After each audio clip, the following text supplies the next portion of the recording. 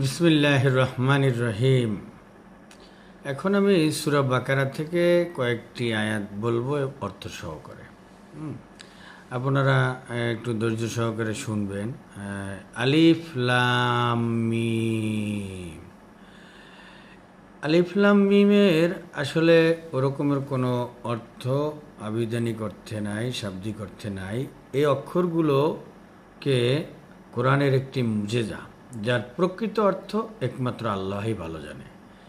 এর প্রতি আমাদের ঈমান থাকতে হবে, মজবুত ঈমান থাকতে হবে, বিশ্বাস থাকতে হবে যে আল্লাহই এর অর্থ ভালো জানে।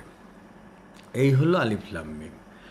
এরপরে এই সেই কিতাব যাতে কোনো সন্দেহ নাই, মুত্তাকিদের জন্য হিদায়েত। তারপরে হলো গায়েবের প্রতি ঈমান আনে, সালাত কায়েম করে এবং আমি তাদেরকে যে রিজিক দিয়েছি তা থেকে